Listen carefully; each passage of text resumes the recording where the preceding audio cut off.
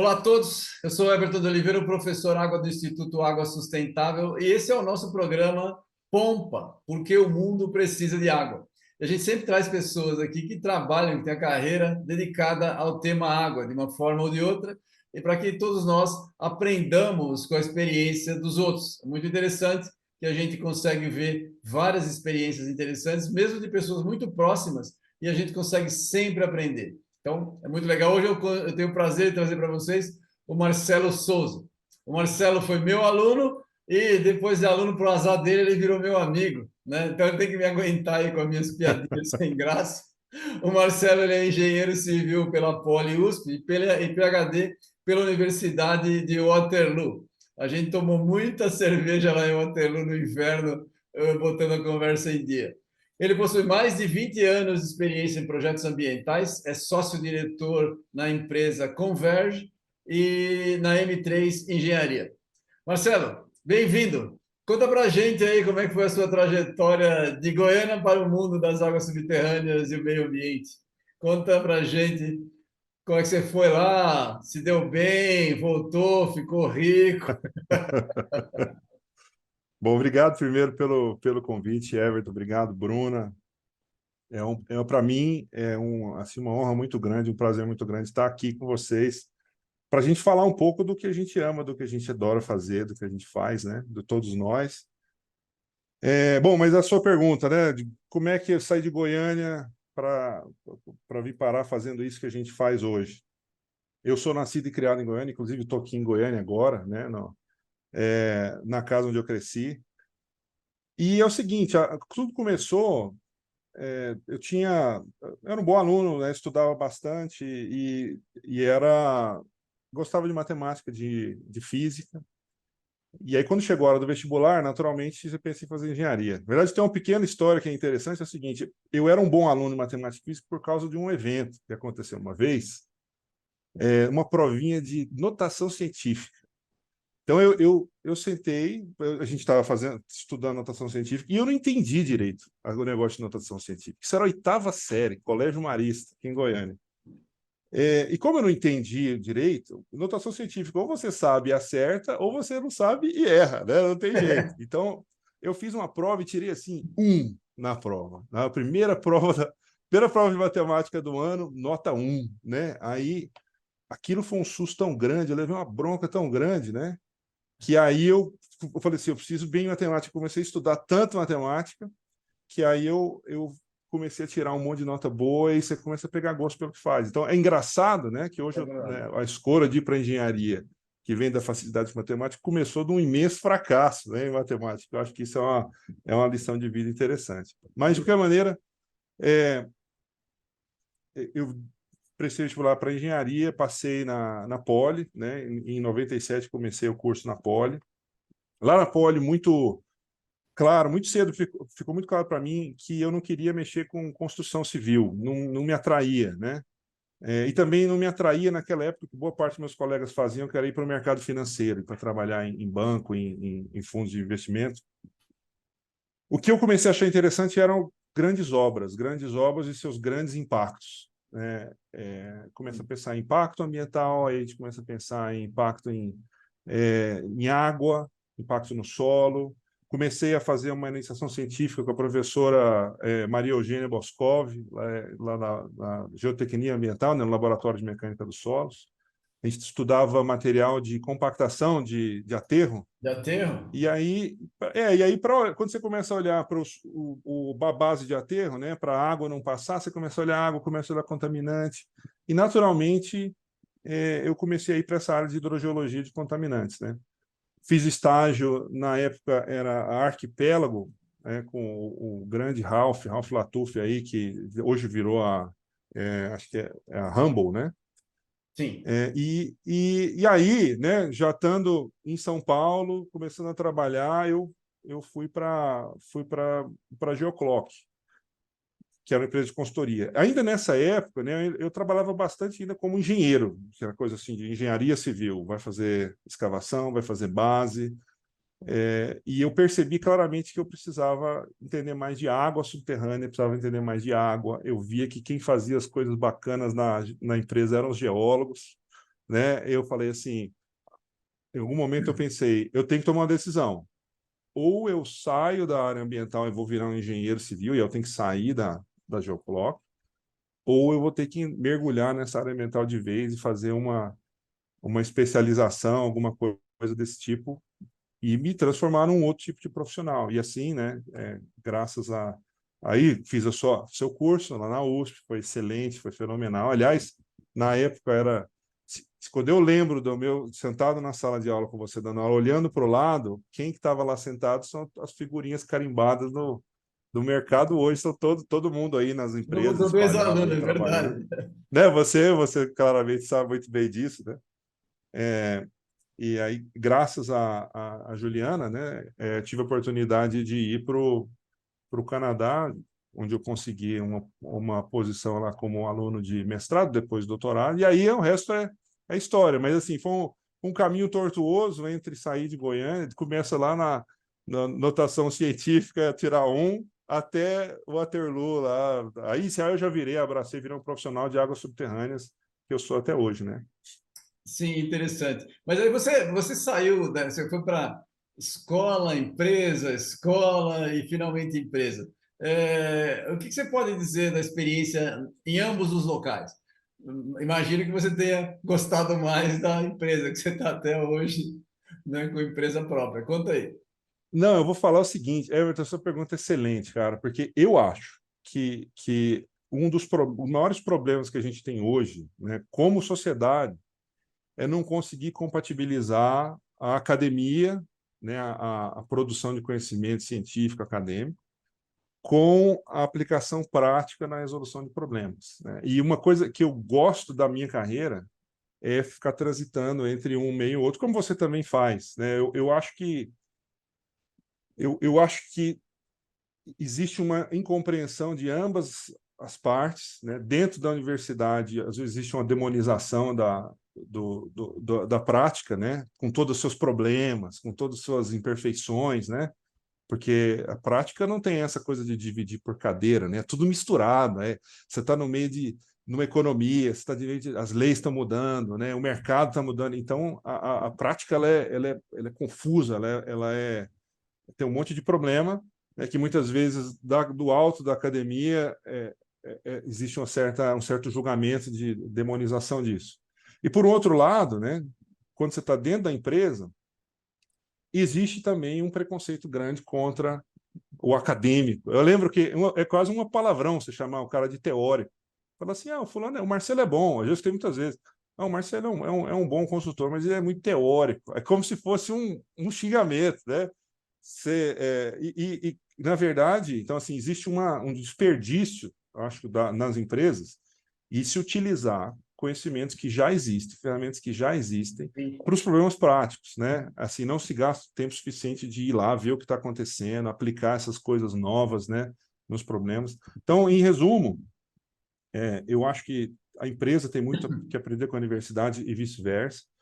E eu gosto muito de uma fala, eu nem sei quem foi que disse isso, eu devia dar um Google depois para ver, mas é o seguinte, não existe nada tão prático quanto uma boa teoria, né, ou uma teoria bem aplicada. Eu acho que a gente tem que trabalhar nesse alinhamento, né, entre escola, entre pesquisa e empresa, e eu vivo isso, né? Eu estou numa empresa hoje, mas sempre que eu posso, eu estou dando aula, né?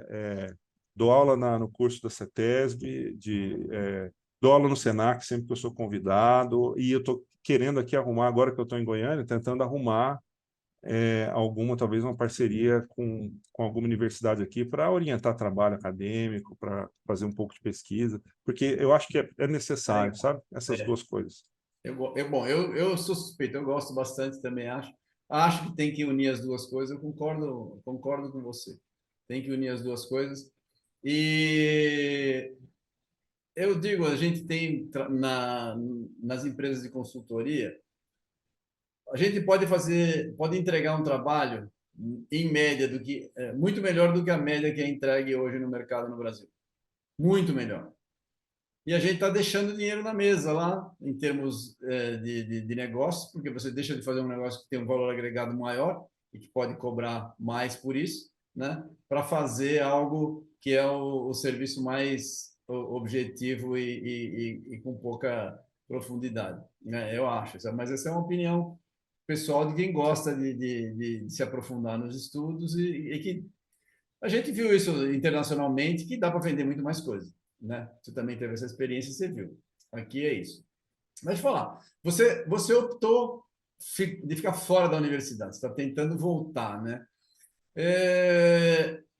E eu sempre vejo gente falar que, como é que é?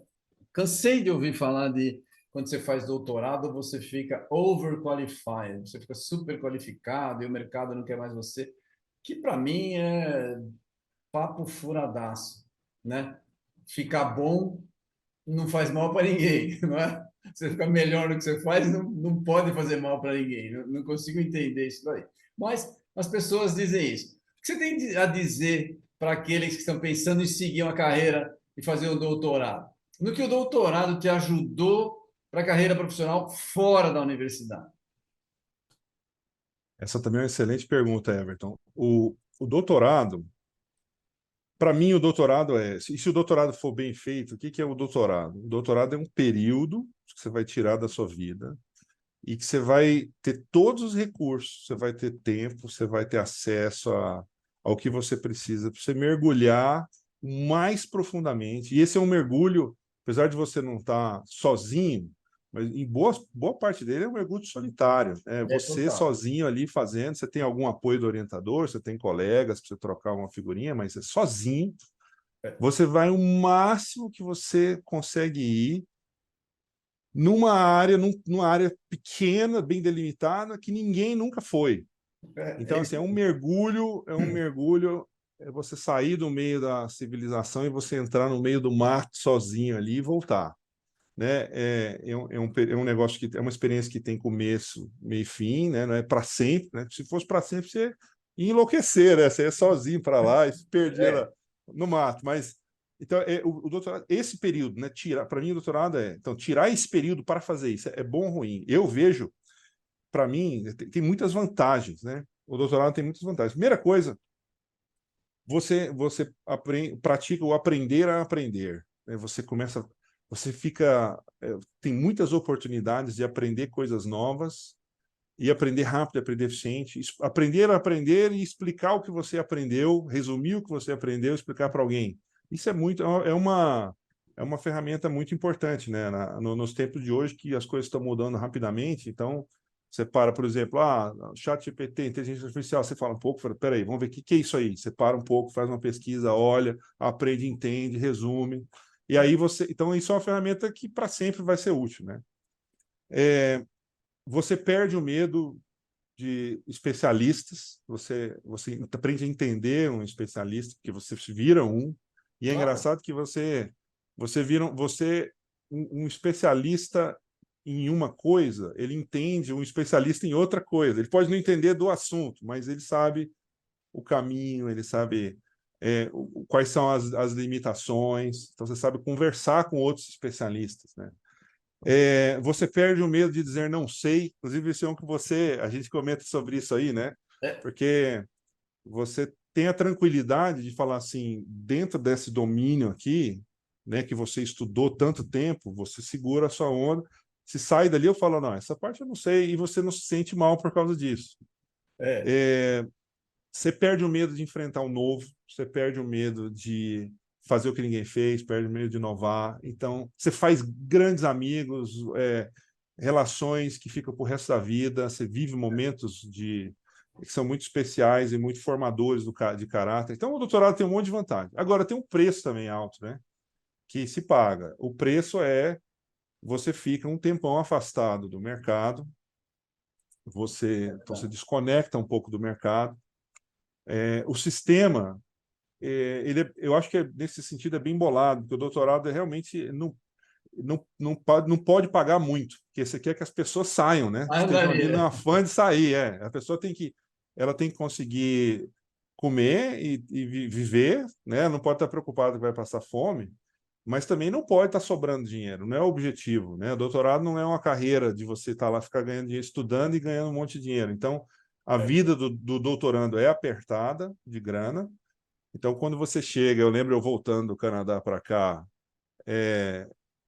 né, já tinha, sei lá, 34 anos de idade, eu era uma mão na frente e outra atrás. Eu voltei com menos dinheiro do que tinha quando eu fui, eu tinha 20 e poucos anos. Então, você, você perde dinheiro, você não acumula dinheiro nessa época. Então, assim, do ponto de Eu vista de sei bem do que você planejamento, está falando, eu passei pela mesma você experiência. sabe, você sabe.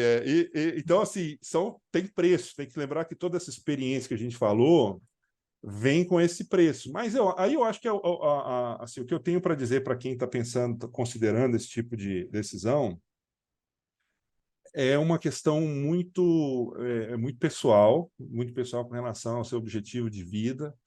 E eu acho que aí assim é aquele momento em que talvez aquele sentimento que você tem, né, dentro do coração ali, que considera coisas que são muito empoderáveis, talvez seja o mais importante. Ver se você tem vontade, que é a vontade, assim, tem vontade de fazer. E aí, assim, né, a vida depois do doutorado, isso me lembra uma conversa que eu tive com talvez até você lembra dele, Everton, Máximo Marchesi, um pesquisador, um Claro, pós-doc da Itália. o Máximo Marquese me ligou faz pouco tempo. Falei com ele. Excelente Faz tem pessoa, gente, por ser nem 2 meses. profissional, né? É. Quando eu terminei o doutorado, o Máximo falou assim para mim: Marcelo, agora você tem duas opções. Você pode pegar leve ou você pode acelerar, né? Porque a vida depois do doutorado, ela é uma vida que você está chegando, né? Sem experiência de mercado, sem dinheiro, você pode pegar e abraçar, sair fazendo um monte de coisa, inovar, abrir empresa, empreender, trabalhar, se informar, né? Se meter nos debates técnicos, científicos, seja no mercado, dentro da universidade, né? Se preparar para concurso, entrar na universidade, arrumar dinheiro. Então, você pode acelerar, ou você pode, assim, você consegue o título, tentar encontrar um lugar e ficar quieto. Eu acho que se for para fazer o que o Márcio falava, take it easy, né? You can take it easy, or you can go hard, né? Se for para ir devagarzinho, eu acho que não vale a pena. O legal é pegar o doutorado para fazer acontecer. Aí eu acho que se materialize assim, o benefício de você ter feito todo esse investimento de alguns anos. Mas é uma decisão muito pessoal. Com certeza muda o resto do caminho da sua vida. Eu gostei de ter feito, a experiência foi boa, não me arrependo.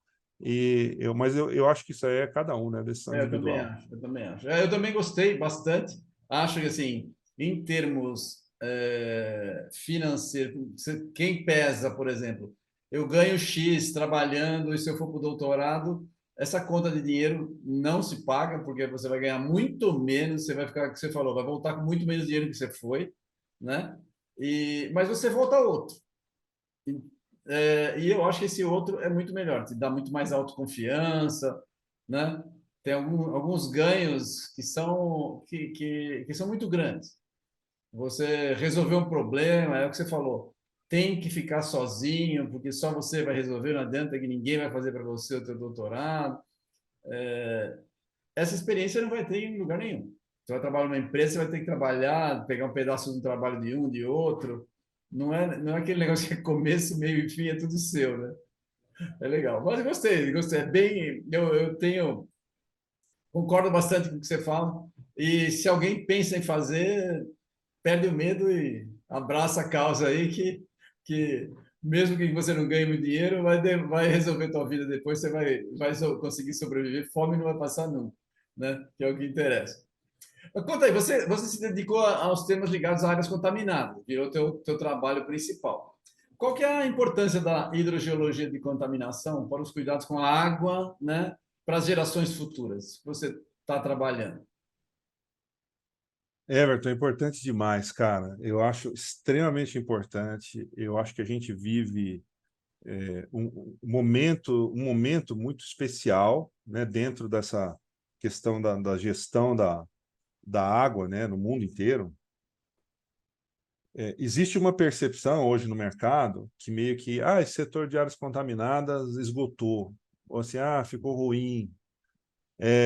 porque começou a aparecer um monte de empresa e aí a competição acirrou, e aí você tem aquela coisa o nível exigido pelos órgãos ambientais, isso depende, varia de quem está cuidando do caso, depende do local que é. Então, assim, se empurra muito trabalho de baixa qualidade que vai sendo aceito, como se isso fosse assim uma área meio que quase cartorial, sabe? Assim, ó, É, tem contaminação, eu vou lá, comparo a concentração de benzeno com o limite, se deu acima o limite, se não deu, como se fosse uma coisa, sabe, um protocolar. Mas a grande verdade é que nós temos desafios relacionados a áreas contaminadas e águas subterrâneas que estão muito longe de ser equacionados. A sim, gente concordo. sabe, uma coisa que, eu não sei se você viu isso aí, mas a expectativa de vida nos Estados Unidos reduziu, né? Desde, acho que de 2014 para cá, começou a reduzir. Assim, é uma coisa sem precedente. É uma coisa que não tem precedente da quantidade de produtos que estão. Não estou dizendo que seja exatamente por conta desse fator, mas certamente a questão da qualidade da água na qualidade de vida humana, né, de uma maneira sustentável e de longo prazo, é uma coisa que está longe de ser resolvida. Problemas com microplásticos, nesses novos contaminantes, os micropollutants, né, os farmacêuticos, PFAS, problemas que têm um desafio muito grande do ponto de vista analítico, como se vai controlar e cuidar desses casos. Isso está espalhado numa área muito maior, às vezes não é coisa que é limitada a uma indústria, precisa ser equacionado, vai ter impacto, já tem impacto na saúde pública muito grande. E, por um outro lado, tem todo um aspecto relacionado com o uso do solo, né? Com as cidades se transformaram, né, e estão se transformando muito. Para você começar a reintegrar algumas áreas dentro da cidade novamente, né, de uma maneira a trazer valor urbanístico e qualidade de vida para as pessoas, isso precisa ser feito com muito cuidado também. E existe pressão econômica, existe todas essas questões, os problemas, os desafios do setor público que faz a regulação disso aí. Eu acho que, mais do que nunca, a gente precisa estar alerta para a gestão de áreas contaminadas e, assim, a gente precisa equacionar isso porque, dependendo do impacto que a gente permitir acontecer, né, a gente vai comprometer o futuro aí das próximas gerações, né? Então, acho que esse é um grande desafio que a gente tem que encarar. Eu concordo com você. Dentro da sua experiência internacional, você viu bastante coisa lá principalmente lá em Waterloo, que era a meca, né? Ainda é do assunto. O que você acha que o Brasil poderia fazer mais do que está fazendo nessa área? O que ele poderia fazer para que essa área ganhe mais relevância e não vire o que você falou, encaminhar para o serviço cartorial, que para mim não tem cabimento um negócio desse. Uhum. Bom, acho que a primeira coisa é uma coisa que o Instituto, vocês estão fazendo, né? Que é essa questão de divulgação, de educação. A gente tem que estar, e não é a gente, eu, você, a Bruna, né? É a gente, nós brasileiros, nós precisamos estar cientes, precisamos estar informados das questões relacionadas à água. Então, acho que a questão dessa educação, em primeiro lugar, ela é importantíssima. E eu acho que o Brasil ele pode ser um grande laboratório de soluções que vão ser importantes para o resto do mundo. Porque o Brasil tem essa questão da produção agropecuária, né, que precisa bastante da água, que usa bastante água, e que lida também com compostos que potencialmente são perigosos. Você tem isso acontecendo em grande escala. Você tem um país que enfrenta dificuldades econômicas, que você não pode penalizar a indústria de uma maneira excessiva, porque você começa a ter Claro. problemas sociais decorrentes disso aí.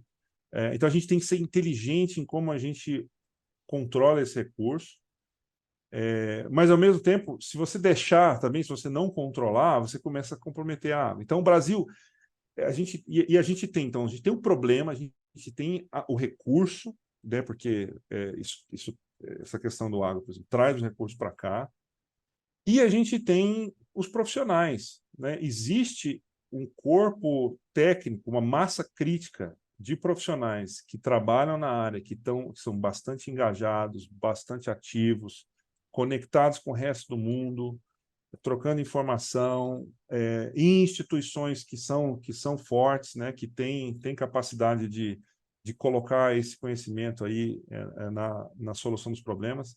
Então, acho que o que o Brasil tem que ser melhor também tentar encontrar essa solução para isso. Eu acho que a solução, se o Brasil encontrar uma solução para essa questão, ela pode ser muito mais aplicável do ponto de vista mais para outros países, para outros continentes, né? Por exemplo, você pegar o que funciona na Holanda ou na Suíça, é difícil de você pegar e passar essa experiência direto para o Brasil, né? Porque aqui a gente ainda tem essa questão econômica e social em paralelo, né? Então, eu penso que a solução para o problema da água, talvez no mundo, ela vai ser uma boa parte pode ser gestada aqui dentro do Brasil. Então, Eu nós acho. temos essa responsabilidade. Eu acho. Assim, é só você ver o exemplo da Embrapa. A Embrapa é uma empresa que produz pesquisa e conhecimento e que favorece demais a produtividade do trabalho do agro no Brasil, né? Uma empresa de pesquisa. Então, dá para você fazer, assim, caminhos, né? Eu sou um defensor da pesquisa com água, em geral, e como o Brasil tem bastante água, e a água vai começar a ter preço de mercado, assim, valor agregado, é um caminho, eu enxergo isso, é só a gente tem que pensar isso e incorporar isso no mercado. Foi a própria tese de doutorado da Bruna, esse assunto aí, né? Vou fazer uma pergunta para você. Você tocou num assunto que recentemente, né, nos Estados Unidos, eles regularam os PFAS, né, para análise em água.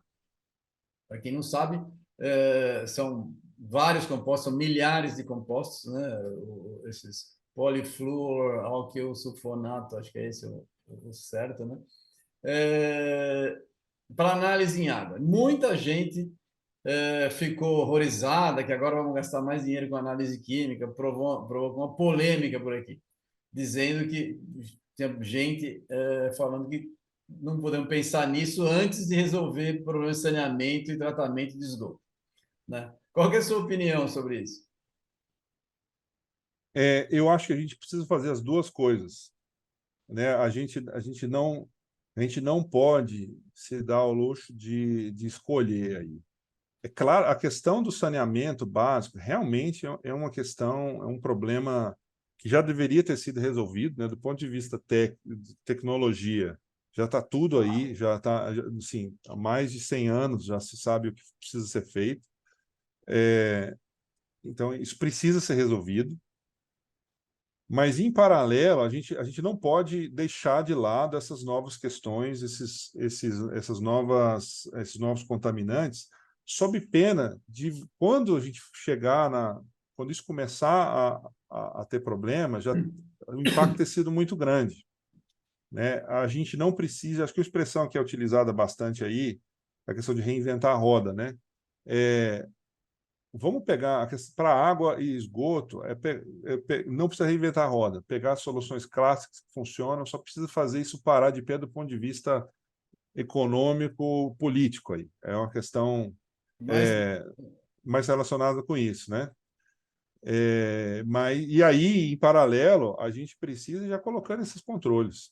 Não tem por que esperar. Eu acho que ambos são importantes.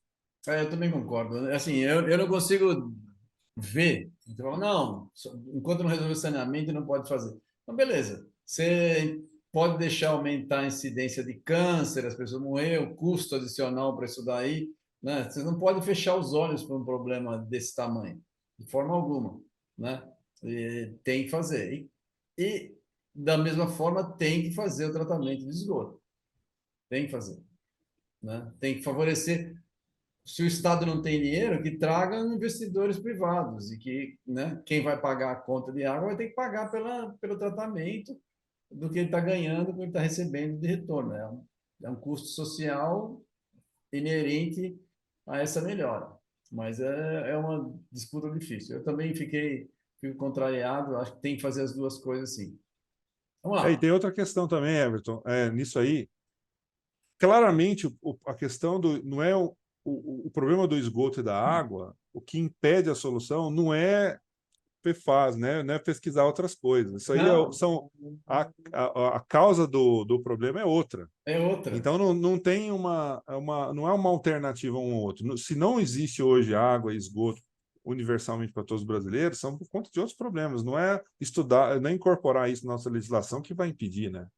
Não, de forma alguma, eu concordo. Eu É. concordo. Tem que fazer as duas coisas, tem que ter uma conscientização para isso, para poder exigir que os políticos se mexam em relação a essa solução. Eu concordo. E outras pessoas não conseguem enxergar que muitos problemas, quando a gente fala de água subterrânea, não é de conhecimento geral, mesmo de quem trabalha com saneamento, que entende de tratamento de água, por exemplo, né? Ele não entende de contaminante de água subterrânea, porque é outro tipo de contaminante que predomina, né? Eu vejo umas perguntas engraçadas de pessoas que trabalham muito tempo com água, entende bastante de hidrogeoquímica, mas não entende de hidrogeoquímica de água subterrânea, né? Não entende. É engraçado isso daí. E aí, muitas vezes, as soluções de água superficial não cabem, né, para água subterrânea. A gente sabe bem disso, né? Por quê? Porque não é a mesma coisa. Só por isso. Vamos lá. O mundo precisa de água, cada vez mais. Qual a sua mensagem para aqueles que pensam em ingressar em carreiras ligadas à água? Quais as recompensas pessoais além da remuneração? Olha, meu recado é o seguinte, para quem pensa em ingressar em carreira relacionada com água. Eu acho que, no contexto de hoje, é uma boa escolha, é uma bela carreira, né? Não vejo essa questão da água diminuindo em importância no futuro. Então, eu acho que é uma escolha que vai garantir trabalho e ocupação para você aí para o resto da sua vida. É uma escolha nobre, do ponto de vista que é uma coisa essencial para a vida humana e para a manutenção de ecossistemas. Assim, é uma coisa que a água precisa ser protegida, e, e vai ter, assim, vai te trazer uma motivação para além simplesmente de você receber um contra-cheque ou receber o dinheiro, né? Assim, você vai estar fazendo alguma coisa que é boa pro mundo e para as pessoas. Eu acho que no futuro, né, pensando para quem está pensando em entrar nessa área, acho que é importante ser muito agressivo em pegar o conhecimento que já existe, sabe? Tem muita coisa já feita, assim, tem que se inteirar do que já foi feito, dos problemas do passado, da história, para que você tenha um repertório para começar a atuar nos problemas do futuro, os problemas que nós temos hoje e os que vão aparecer ainda. Eu vejo um trabalho talvez mais, que vai integrar mais as questões relacionadas à técnica, com política, com Certo? gestão, com sociedade, né? Então, assim, acho que é importante o profissional de água conseguir transitar nesses meios, né? Ser o especialista ou trabalhar na sua área específica, mas conseguir conversar, ver a água como um todo, né? Uma das coisas que eu achei interessante no tempo que eu estava em Waterloo é que teve a fundação do Water Institute, né? Instituto Água lá, Sim. em Waterloo. E a ideia era assim: todos os professores de todas as escolas, de todos os departamentos que tivesse alguma relação com a água, alguns dos seus aspectos relacionados à água, estavam participando desse instituto. Então, é um instituto transdisciplinar, transsetorial aí. E você ia focar em problemas. Olha o problema e você pega todas as disciplinas, olhar o problema por todos os lados, problemas relacionados à água. Eu acho que cada vez mais quem vai trabalhar água vai trabalhar em questões assim. E eu acho que o Instituto Água Sustentável está nesse rumo também, né? Não é só uma coisa de ficar olhando algum aspecto técnico, mas olhar a água desde a educação infantil, olhar pesquisa avançada, olhar questões econômicas e políticas. Então, eu acho que também vai ser uma carreira que vai exigir essa flexibilidade, essa abertura de cabeça aí, né? Mas é uma boa, eu recomendo, viu? É legal. E uma última coisa que eu queria falar é assim, todas as palavras, todas as teorias, nada substitui você ver, né? Eu tive a oportunidade de participar de um projeto lá no sertão em que estava fazendo um poço de bombeamento no meio do sertão, no semiárido da Bahia, para fazer agricultura familiar. E quando você vê o poço funcionando e todo mundo em volta ali, e as crianças brincando na água, né? E o cara tomando água e falava assim, oh, essa água, eu falava assim, fininha, essa água é fininha, né? Não era salobra, né? A água passava no filtro, botava no filtro, ela passava rapidinho. Então, assim, isso não tem nem palavras para descrever o que é você poder fazer isso, sabe? E eu acho que isso também é uma das coisas legais de trabalhar nesse setor. Eu concordo. Você estava falando, e eu lembro, a gente uma vez fez um congresso Congresso de Águas Subterrâneas em Belo Horizonte. E nessa de trazer um tema para próximo das pessoas, a gente convidou o Ryan, esqueci o sobrenome dele, que ele tem um sobrenome, acho que, não sei se é polonês ou se é húngaro, alguma coisa assim. Ele é canadense. E ele tem uma história muito bonita, que é essa história, quando ele era criança, ele foi fazer um poço, né? Alguém falou para ele tinha acho que 7 anos, era bem pequenininho. E um professor falou que para fazer um poço na África custava US$ 70, né? E ele saiu sozinho levantando dinheiro na vizinhança, né?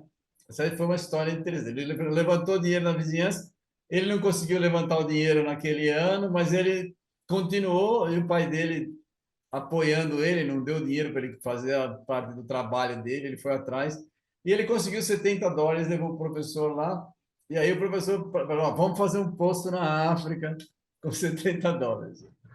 E quando ele foi ver, o posto não custava 70, custava, sei lá, 1.000, US$ 2.000. Era muito mais caro do que os US$ 70, porque o professor tinha falado uma coisa que ele ouviu e não era verdade. E aí ele descobriu que não ia conseguir fazer o poço, mas o interessante é que isso não desestimulou o menino e ele foi atrás de levantar o poço, de levantar. E demorou para fazer, ele conseguiu fazer um poço. Ele pegou, levantou o dinheiro. Quando ele levantou o dinheiro para fazer, essa foi uma história interessante. Ele foi, e aí as pessoas, a história foi uma história comovente, né? De uma criança preocupada. E ele então, o poço foi feito numa comunidade lá na África, e aí alguém, um patrocínio dele ir como criança lá na África. Ele foi lá e virou e chamou, o poço passou a se chamar Ryan Well, né? Que é o poço do Que Ryan. legal. Legal a história. É, Ele é um rapaz, cara, o cara é uma pessoa sensacional. A palestra dele é muito agradável, comovente, assim, comovente no bom sentido, não é piegas nem nada, é bem legal.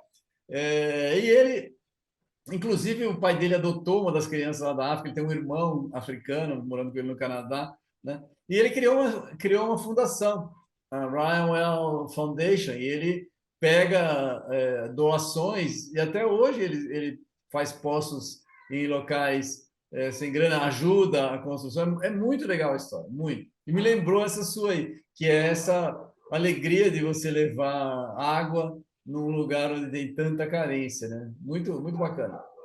Independentemente disso, a gente não tem essa relação trabalhando com áreas contaminadas, você não tem essa relação direta com as pessoas que a gente tem quando você provém água para um lugar que não tem, né? Mas ainda assim, a gente tem a consciência de estar fazendo bem. Isso aí é um valor intrínseco para mim excepcional. Eu vejo que você também incorporou isso daí como bom aluno que você é, você cresceu e passou o mestre.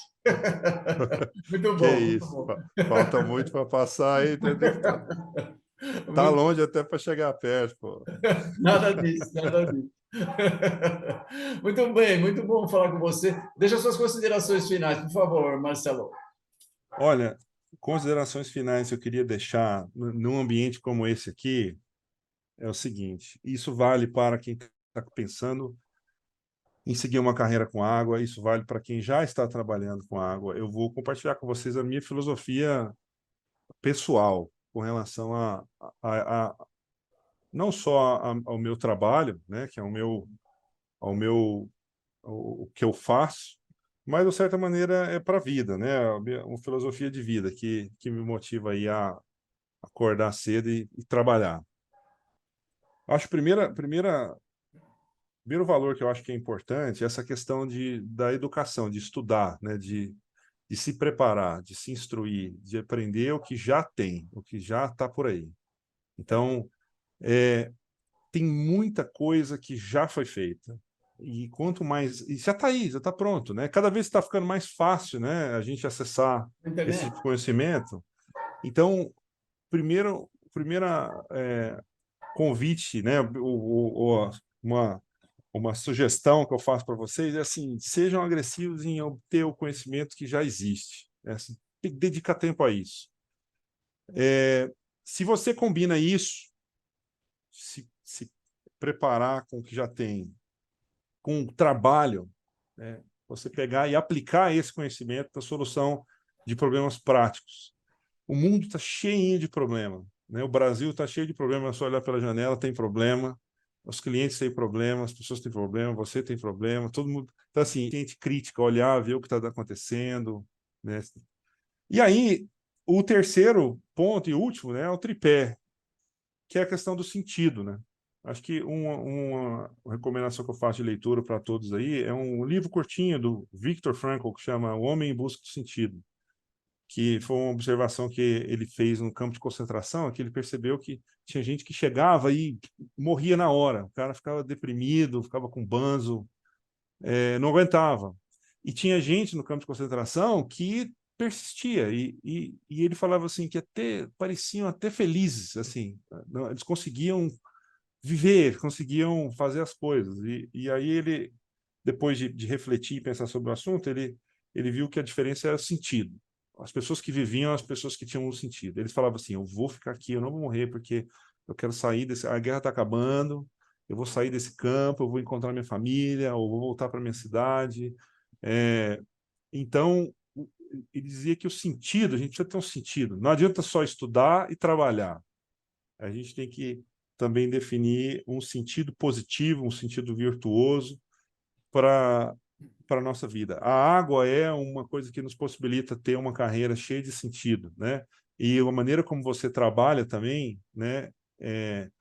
Também a maneira como você se relaciona com os fornecedores, com colegas, com clientes, com a sociedade de maneira geral, com as pessoas.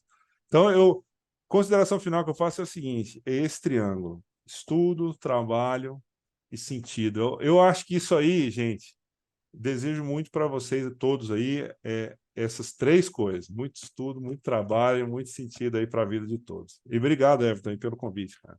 Eu é que agradeço, gostei muito da nossa entrevista aqui, Marcelo. Eu só acrescento no que você falou aí, que eu concordo completamente, é que depois dessa parte de você se dedicar, você passa a ter prazer no que faz. Então, ele, mais do que um sentido, vira um motivo de prazer. Você acorda para fazer suas coisas sem sofrimento, né? Você vai lá e começa a fazer as coisas e o dia passa com você trabalhando em algo que você tem aquela sensação de que conhece, você consegue fazer, é muito bom, muito bom.